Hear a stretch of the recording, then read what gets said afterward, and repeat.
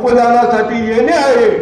मी मागच्याच आठवड्यात शिक्षण संचालकांना पत्र दिले आणि त्याच्यामध्ये एक वाक्य घातलंय, जर आमचा अनुदान आम्हाला मिळालं नाही तर आम्ही गेल्या वर्षी 2/11/23 जो 1 दिवसाचं लाक्षणिक उपोषण केलं होतं तशा पद्धतीचं पुन्हा लाक्षणिक उपोषण करणार आहोत। आणि हे पत्र दिल्यानंतर त्याच्यात आपले 4.25 कोटी रुपये संगणकाचे कापून गेले, ते 20/11/18 नंतरच्या लोकांना परत मिळाले पाहिजेत।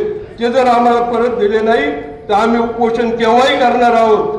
त्याचा परिणाम असा झाला, मी 13 तारखेला पत्र दिलं आणि 13 तारखेला संगणकाचे 4.25 कोटी रुपये परत देण्याचा आदेश गोसावी साहेबांनी काढलेला आहे। त्याचं पत्र कार्यालयात आलेलं आहे, माझ्याकडे सुद्धा त्याची प्रत आहे। म्हणून मित्रांनो, आपल्या सगळ्यांच्या माध्यमातून या संघटनेला किती महत्व आहे लक्षात घ्या। राज्याची संघटना 67 वर्षापूर्वी स्थापन झाली।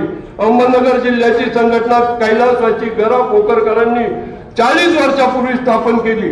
संघटनेला खूप मोठं योगदान आहे। म्हणून आपण या संघटनेवर, या संघटनेचं पाईक राहिलं पाहिजे। या जिल्ह्यामध्ये मान्य साहेब संघटनेचे 8000 सभासद आहेत आणि हे सगळे सभासद आमच्यावर प्रामाणिकपणे विश्वास ठेवून काम करत आहेत। त्याच्यानंतर 30 जुलैची जी वेतनवाढ आहे, 30 जून रोजी जे सेवानिवृत्त झाले त्यांना 1 जुलैची वेतनवाढ मिळण्याचे प्रस्ताव आपण सगळ्यांचे मंजूर केले, त्यांना सुद्धा त्यांच्या फरकाचा लाभ दिलेला आहे।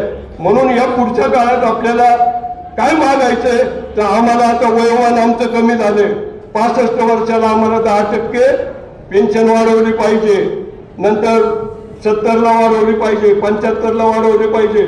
आयुष्यमान पूर्वीसारखं आमचं राहिलेलं नाही। 1000 रुपये केंद्राप्रमाणे आम्हाला मेडिकल भत्ता मिळाला पाहिजे।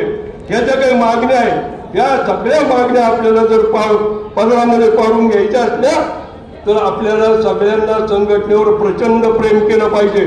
आज जशी तुम्ही संघटनेवर एकी दाखवली, आम्ही ज्याच्या वेळेला हाक मारणार आहोत 65च्या पुढच्या शिक्षकांना अर्ध तिकीट आहे, 75च्या पुढे ज्यांची तब्येत चांगली आहे त्यांना फुकट आहे। मग आम्ही समजा म्हटलं सेंट्रल बिल्डिंगला 1 दिवस उपोषण करायचं, आपण आले पाहिजे, आमच्या पाठीमागे उभं राहिलं पाहिजे, माननीय साहेबांच्या पाठीमागे उभं राहिले पाहिजे। आपले प्रश्न सोडवण्यासाठी आम्ही सदैव कटिबद्ध आहोत अशा प्रकारचं आवाहन करतो।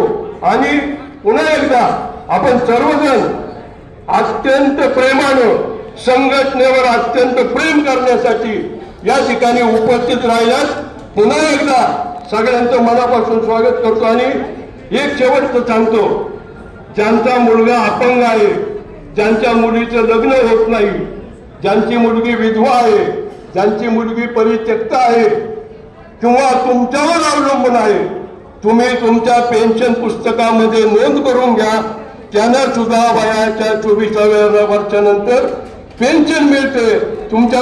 आणि या काही गोष्टी आपल्याला माहीत असल्या पाहिजेत।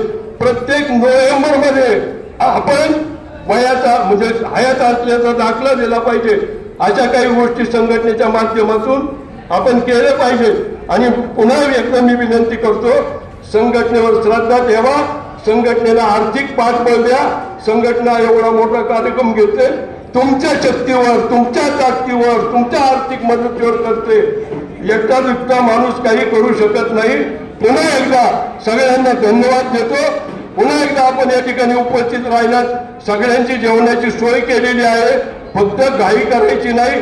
कार्यक्रम संपल्याशिवाय कोणालाही जेवण द्यायचं नाही हे आम्ही सांगितलेलं आहे। त्याच्यामुळे कार्यक्रम संपेपर्यंत आपण या ठिकाणी आमच्या अध्यक्षांचे विचार, राज्याच्या अध्यक्षांचे विचार संपत नाही तोपर्यंत जागा सोडायची नाही ही नम्र विनंती। पुन्हा एकदा सगळ्यांना धन्यवाद देऊन थांबतो। जय हिंद, जय महाराष्ट्र। धन्यवाद फुले गुरुजी। बहु